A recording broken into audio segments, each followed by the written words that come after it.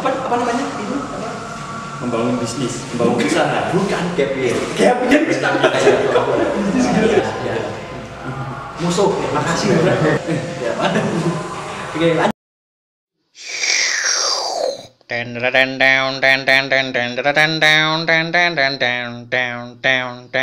This is the one and only. Halo sobatku, sobat Loren, salam salam luar biasa. Jadi di video kali ini seperti janjiku di post yang sebelumnya yang ada di Instagram, kali ini akan ngadain tentang Q&A spesial 1000 subscriber. Ditemani dengan kawan sobatku, sobat Loren, siapa? Aku Bunda Kasiwi Dan Arya Zaki Imam Fauzan. asik. Tepuk tangan, tepuk tangan. Jadi kali ini aku akan menjawab pertanyaan-pertanyaan yang sudah ditulis oleh para kawanku semua di komen pada post yang ada di Instagram Sobat Lawrence Official ya. Langsung saja.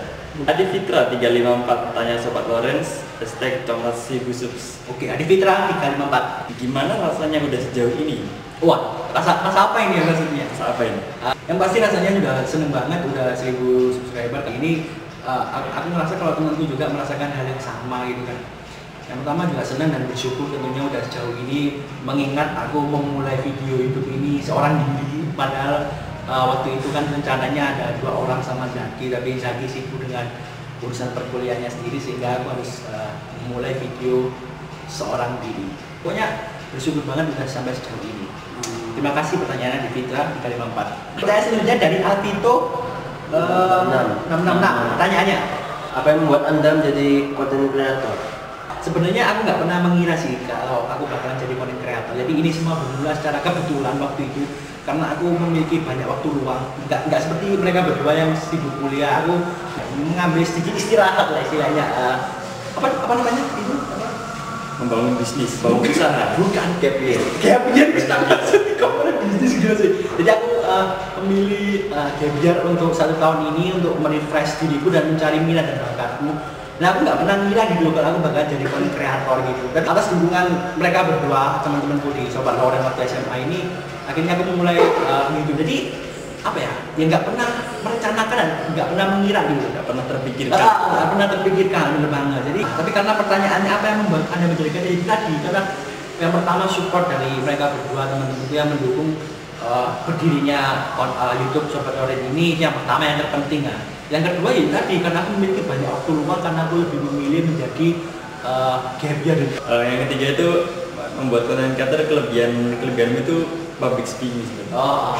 Aku nggak ngomong kelebihan sendiri tapi teman-temanku bilang aku tuh mempunyai kelebihan di public speaking kayak Aku enggak.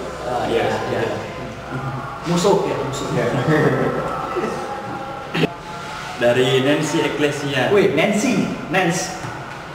Hashtag tanya Sobat Lawrence. Nance jawaban WA aku Nance. Siapa orang yang kakak jadikan motivasi? Wah, Siapa itu? pertanyaannya siapa yang jadi motivasi? Tanya sih. Tapi ini tipe orang yang mencari apa ya? Tipe orang yang termotivasi oleh orang-orang yang sudah sukses. Banyak contohnya kayak Bill Gates, Steve Jobs, Mark Zuckerberg, semua pendiri startup. Kalau dari dunia atlet ada Michael Phelps, the great Olympian swimmer, terus ada LeBron James, Kobe Bryant, dari semuanya itu. Pokoknya orang-orang sudah sukses dan apa ya? Semua orang yang sudah sukses itu untuk memotivasiku. Jadi kalau aku sebutkan satu-satu ya nggak habisnya gitu siapa orang yang memotivasiku. Tapi yang terpenting orang yang paling memotivasiku ya ini mereka berdua ini sama Rehan sama sobat-sobat Lawrence lainnya yang nggak hadir di video dia ini. Jadi mereka real motivator gitu, yang nyata gitu. Makasih Bro. Ya mana? Oke lanjut ya selanjutnya. Indah underscore Radia. Gimana rasanya saat awal-awal mulai ngebuat YouTube? Berat, yang pasti berat ya, berat dan apa ya, nggak ada koneksi lah. Berarti ingat aku ini bukan artis atau public figure yang udah terkenal gitu yang bisa ngebuat YouTube langsung satu video pertama yang langsung dilihat karena mereka memang langsung meledak karena memang mereka basicnya kayak sudah penyanyi, sudah penyiar, sudah artis atau public figure. Aku ini bukan siapa-siapa ya. Jadi untuk ngebangun penonton itu susah. Jadi sebenarnya itu tadi. Jadi ngebangun dari bawah, memperlihatkan apa sih spesialisasi dari konten YouTube ini, terus apa sih kelebihan dari kontenku ini sehingga orang-orang bisa subscribe atau melihat videoku ini. Jadi beratnya itu tadi menarik penonton. apalagi mereka berdua ini nggak ikut gitu di awal-awal pembuatan video pertama sampai kelima itu benar-benar pure diriku sendiri itu apa ya membuatku tertekan gitu kayak bingung besok buat video apa, video ini kira-kira dilihat apa enggak, video ini kira-kira responnya terhadap respon orang-orang terhadap video ini gimana, itu kan benar-benar sulit. Wildan Reska _ DGS30 hashtag tanya sobat Lawrence hashtag 1000 subs. Apa sih hal yang paling sulit yang dihadapi sejak jadi konten kreator? Oh, jadi pertanyaan ini sebenarnya sama dengan pertanyaan yang di atasnya tadi yang tidak hadiah. Jadi yang paling sulit itu memang itu apa? Menarik viewers. Mengingat kami ini bukan siapa-siapa gitu. Antara menarik viewers dan membuat ide video konsep video. Iya benar. Jadi susah yang mana? Jadi selain apa ya? Selain menarik viewer itu kan sebelumnya itu kan aku juga harus mikirin konten video selanjutnya gitu. Karena kan aku setiap udah ngupload video itu aku selalu nge-review gitu kayak wah video yang sebelumnya itu responnya sedikit, terus gimana besoknya nanti membuat video yang lebih berkualitas dengan viewers yang bisa meningkat itu menjadi beban tersendiri gitu loh. Karena aku apa ya harus menemukan inovasi ya, menemukan ide-ide kreatif yang bisa apa ya itu tadi meningkatkan jumlah viewers dan meningkatkan performa YouTube sendiri. Jadi itu benar-benar beban sendiri sih.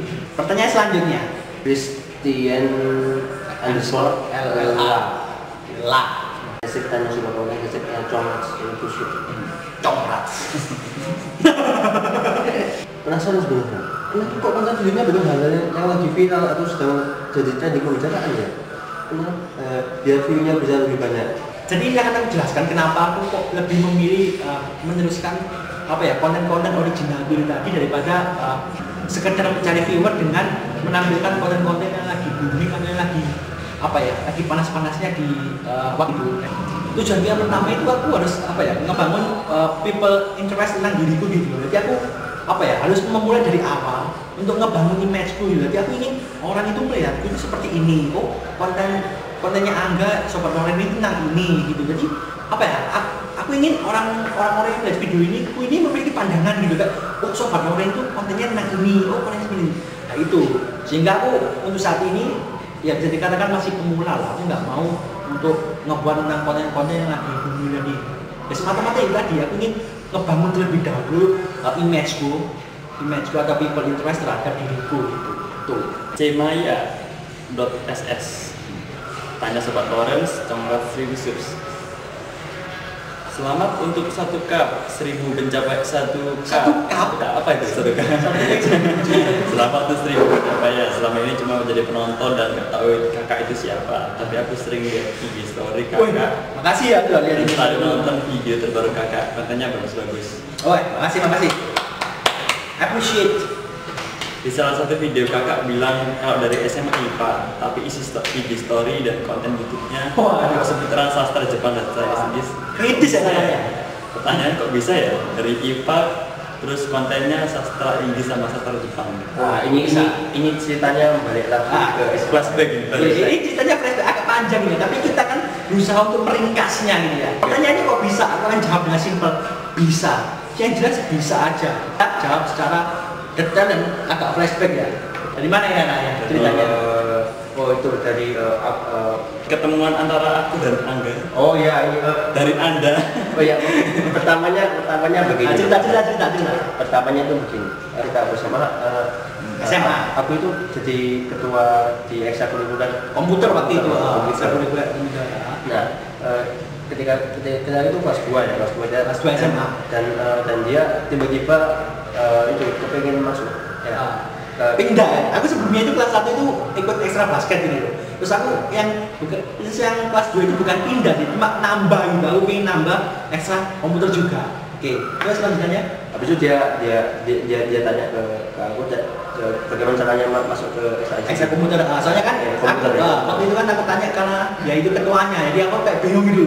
Kan biasanya kan kalau mau masuk ekstra itu kan kalau kelas junior atau kelas 1 itu kan gampang gitu kan. Ikut kayak apa? Pameran ekstra gitu lah kan. Sudah kelas 2 kan gimana ya agak susah gitu loh kalau mau pindah ekstrakurikuler gitu. Jadi aku tanya ke dia waktu itu soalnya dia ketuanya gitu. Terus gimana jawabannya waktu itu? Bukan ekstra itu lebih mirip klub komunitas. Komunitas. Jadi kamu mau masuk atau mau terserah gitu. Kamu baru join ya langsung aja masuk gitu. Nah, sebenarnya aku ya kaget gitu kok. Oh gitu ta, ya wes aku tak masuk waktu itu. Jadi waktu ekstrakurikuler itu masih ingat momennya.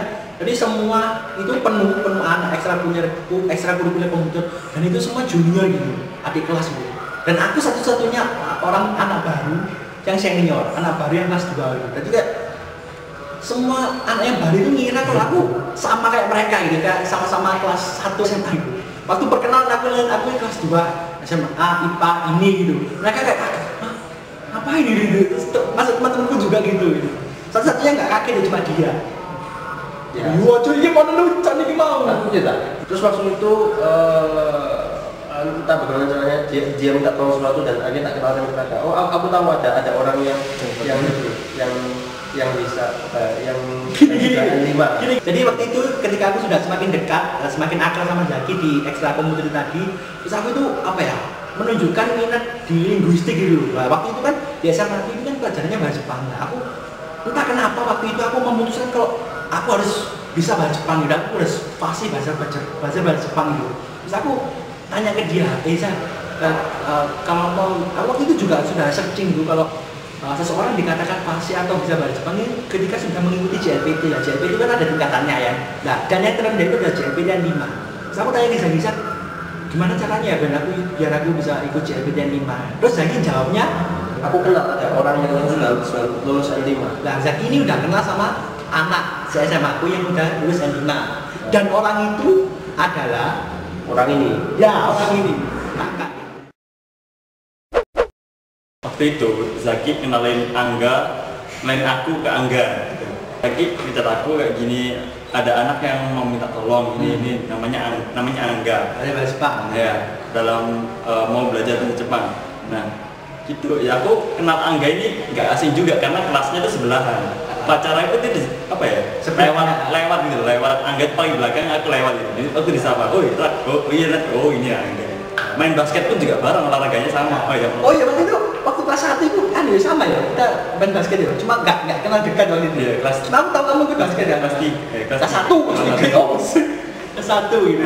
Setelah kenal lebih dekat, ngomong dulu tujuannya belajar apa. Terus Raka juga bilang, oh kamu belajar ini dah, ya harus mulai dari ini. Terus kita bermula waktu itu di kantin waktu pulang sekolah, dan ketahuan sama temennya Raka juga anak bahasa yang sekarang juga menjadi salah satu anggota di Lawrence ini, dan itu adalah Rehan. Ini ya fotonya Rehan. Apa gambarnya Rehan? Jadi waktu itu aku diajari sama Raka, aku sama Rehan itu. Jadi waktu itu gimana ya? Kita belajar bareng itu di kelasnya tuh kosong, kelas kosong. Waktu pulang sekolah, waktu pulang sekolah kelasnya kosong, kita pakai. Ya, itu belajar materi apa aja yang kita print, materi N5 itu aja kita. Aku sama Rehan waktu itu nggak punya pandangan gitu loh, harus belajar dari mana. Jadi semua bahannya itu benar-benar disiapin sama Raka gitu kan. Dia bawa buku tebel gitu, merah namanya. Ya, buku legendaris ini gambarnya ya, buku legendaris. Dan Raka ini salah satu guru yang berhasil mendidik muridnya. Kenapa? Karena dagangannya Raka ini ya, aku sama Rehan itu lulus JLPT ya, teman-teman. N5 ya, N5. Itu sebuah kesuksesan sendiri bagi Raka.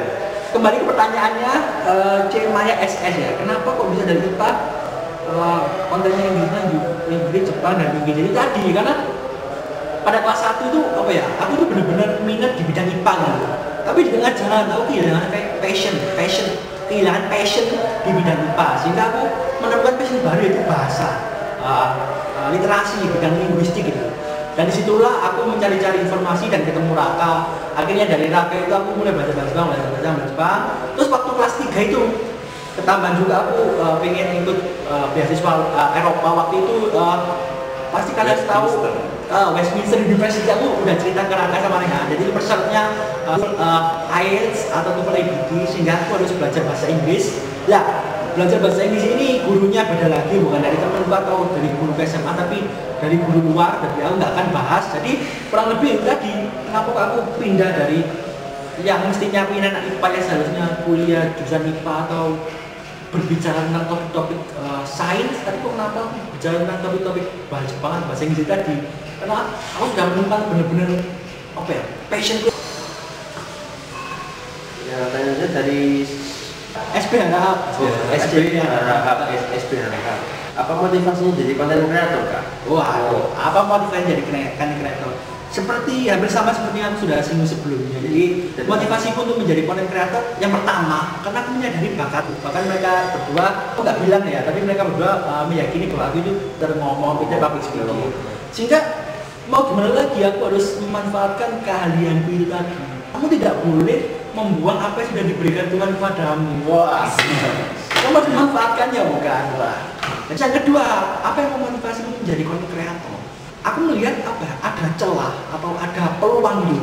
Dimana jika aku menjadi konten kreator dan mengembangkan kemampuan berbicaraku ditambah dengan ide-ide yang mungkin ada masukan dari teman sobat Loren juga, dari Raka, dari Zaki, dari Rehan ataupun dari teman-teman lainnya sering DM aku dan ide-ide itu dikolaborasikan dengan kemampuan berbicaraku. Aku melihat peluang bahwa ini lebih dari sekedar konten kreator gitu. Jadi bisa menjadi sebuah ada edukasi yang lebih hanya sekedar konten kreator gitu. Ini benar-benar sesuatu yang lebih besar daripada hanya sebuah konten kreator. Jadi tadi aku melihat peluang dan aku melihat potensi dari diriku sendiri. Itu adalah hal terpenting yang memotivasi diriku untuk bisa memulai menjadi konten kreator tadi. Oke, terima kasih pertanyaannya. Lagi dari Angel Aldri 14. Tanya Sobat Lawrence, coklat 1000 subs. Pertanyaannya, gimana nih kesan dan pesan suka duka bisa buat konten seperti ini? Kapan-kapan kolaps? Wah, kapan-kapan kolaps. Wes mana sih? Ini video mending ini loh. Iya, sekolah mbak aku kan. Wes kapan-kapan kolaps lagi ya. Nanti aku DM lagi, oke? Yang pertama kesannya luar biasa. Udah sampai sejauh ini. Terima kasih juga support dari kalian semua sudah mensupport hingga sampai di titik ini. Jadi pesannya itu tadi bagi kalian yang menonton videonya bosen lihat wajahku yang ini aja. Kalau kalian bosen ya skip aja, jangan skip. Terus dukung channel apa ini? Subscribe, oke? Terus suka dukanya itu tadi udah aku ceritain pada jawaban pertanyaan sebelumnya. Ya terkadang kamu merasa terbebani, terkadang kamu merasa stres, terkadang kamu merasa lelah. Terkadang kamu juga mikir ini kok nggak berkembang. Ada momen-momen di mana aku tuh merasa putus asa gitu. Video YouTube itu nggak berkembang, jadi aku memutuskan untuk gimana ya, sebenarnya nggak ada yang dukung. Tapi aku selalu menemukan titik di mana ngapain aku harus berhenti gitu. Aku sudah menemukan potensiku, aku sudah menemukan jati diriku yang sebenarnya. Kalau kamu berhenti, berarti kan aku kayak Mengkhianati diri sendiri. Benar gitu. Percuma gitu, aku sudah membuka jalan mencari potensiku, terus aku harus kembali ke titik awal. Wah, aku nggak tahu gitu. Terus aku bangkit lagi, aku cari ide. Dan alhamdulillah ya tetap ketemu gitu. Jadi itu tadi suka dukanya, pasti ada suka duka. Jadi, panjang lah kalau aku cerita di sini. Jadi itu tadi secara singkatnya. Oke, pertanyaan selanjutnya. Pertanyaan selanjutnya dari Mufikri W. TW. Underscore Fikri TW. Fikri TW. Tanya Sobat Loren, coklat 1000 subs. Sebelumnya Salam sudah menyentuh 1000 subs @sobat_official. Ketika Anda diterima di sebuah univ serta disebutkan oleh tugas-tugas dan kamu sudah berada di puncak ketenaran, konsep hidup seperti apa yang Anda lakukan agar dapat menjalankan kedua pekerjaan tersebut? Wah, pertanyaan ini benar-benar berbobot dan banyak sekali ya. Jadi akan jawab satu persatu pertanyaan dari Muhammad Fikri. Pertanyaan luar biasa bagus sekali. Mungkin Anda akan memenangkan ini. Pertanyaan terbagus yang memenangkan 2 special gift mungkin saja ya. Tapi benar-benar kaget, yang benar-benar bagus yang pertanyaan yang aku harapkan gitu. Aku kan jawab untuk pertanyaan pertama ya kan. Ketika Anda diterima di sebuah universitas serta disebutkan oleh tugas-tugas dan kamu sudah berada di puncak ketenaran, konsep hidup seperti apa? Jadi sebenarnya ini dua hal yang terpisah antara diterima di sebuah univ dan berada di puncak ketenaran. Jadi aku kan bahas yang di sebuah univ dulu ya, ketika aku sudah berada di univ impianku ya, universitas impianku dan disibukkan oleh tugas kuliah ya, aku kan tetap berusaha semaksimal mungkin untuk tetap fokus di konten kreator gitu. Jadi kuliah ya penting, kuliah itu adalah pendidikan, tapi passionmu itu lebih penting lagi dari sebuah pendidikan itu. Jadi kalau kamu bisa mengkolaborasikan keduanya itu kan menghasilkan dirimu yang berkualitas. Jadi aku kan nggak berhenti walaupun aku disibukkan oleh kuliah, atau bahkan aku bisa menciptakan ide-ide yang berkualitas lewat kuliah itu tadi ya. Ibaratnya ini ini tuh konten itu ibaratnya bisnis yang tidak bisa dibubarkan. usaha yang nggak bisa dibubarkan. Passion gitu, passion nggak bisa diingkari, harus dilanjutkan. Karena udah kebangun sekarang. Udah kebangun, diperubahin lagi. Wah. Apalagi setengah gini kan nggak jalan proyeknya itu, harusnya segini jadi segini. Jadi tetap jalan ya, walaupun nanti akan terkendala, maksudnya jumlah video atau jumlah uploadnya semakin sedikit, tapi aku tetap usahain untuk video konten kreator YouTube ini tetap berjalan walaupun disibukkan dan sudah berada di universitas pilihan tadi. Bila kamu sudah berada di puncak ketenaran, konsep hidup seperti apa yang dilakukan? Wah, ini konsep hidup ya. Pandanganku tuh jauh bro, konsep ketenaran. Jadi mereka berdua ini sudah aku ceritain sebenarnya dari SMA bahwa apa ya, ketenaran itu bukan sesuatu yang aku impikan atau bukan sesuatu yang aku apa ya harapkan. Yang goalsnya bukan. Goalsku itu bukan ketenaran cuy. Kalau aku ketenaran, kenapa aku sekolah? Kenapa aku kuliah? Aku bakalan masuk ke agensi artis, kalau aku ingin tenar, masuk ke agensi model. Tapi aku nggak memilih itu. Kenapa? Tujuanku kan yang pertama itu pendidikan. The most important thing in life is education. Yang itu sloganku kan. Ketenaran itu bukan sesuatu yang menjadi goalsku gitu. Dan mereka itu tahu, aku sudah cerita ke mereka. Jadi ketenaran itu bukan goalsku. Itu hanya apa ya, hal lain yang mengikuti apa yang aku lakukan sekarang ini gitu. Aku selalu memposisikan diriku bahwa aku ini apa ya, orang pinggiran gitu.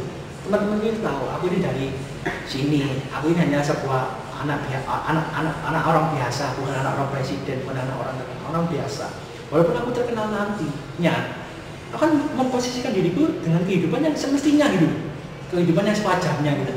Biasa selayaknya. Karena sesuatu yang berlebihan itu juga nggak baik ke depannya gitu.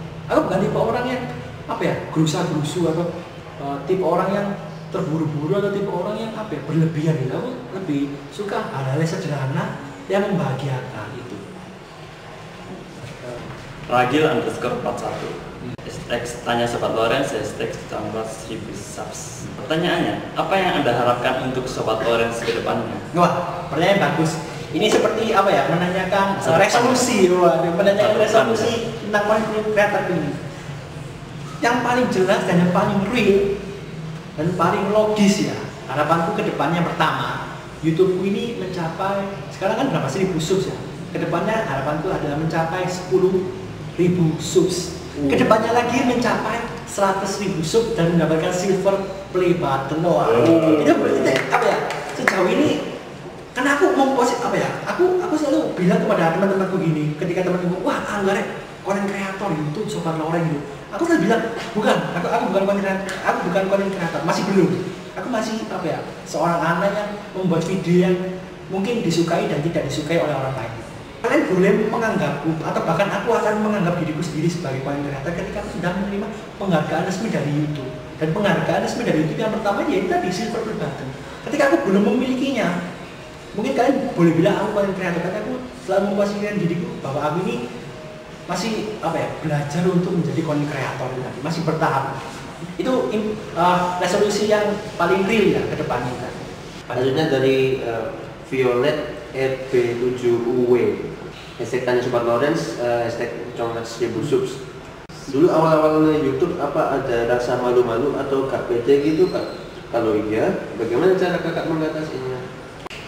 Apa ya, dari awal membuat YouTube atau bahkan jauh sebelum aku kepikiran untuk membuat konten kreator itu sebenarnya aku nggak memiliki sifat malu di depan kamera. Jujur, aku kayak apa ya, otak dan pribadiku itu kayak men-setting bahwa diriku ini tidak kenal malu gitu, tidak kenal malu terhadap apa ya, menyampaikan sesuatu di depan kamera gitu. Ya aku memang dari awal atau bahkan jauh sebelum konten kreator ini aku memang nggak pernah malu. Waktu SMP aku juga pernah pidato gitu di depan semua wisudawan waktu itu. Terus SMA juga sering presentasi di depan teman-temanku, sering ngajarin mereka. Jadi aku nggak pernah malu, apalagi sama kamera yang benda mati. Aku tidak akan menyebut diriku sendiri sebagai konten kreator sebelum aku mendapatkan apa ya, apresiasi resmi dari YouTube itu. Ya sebenarnya di dalam itu aku menangis gitu, tapi nggak aku perlihatkan kepada mereka gitu. Karena benar-benar aku apa ya, sedih gitu. Punya pakai kamera apa? Ayo lanjut dulu. Tentang video ini mau komentar, silakan ketik di kolom komentar. Apa? Kau siapa takut? Beda. Apa? Takut siapa? Duh. Kok bisa?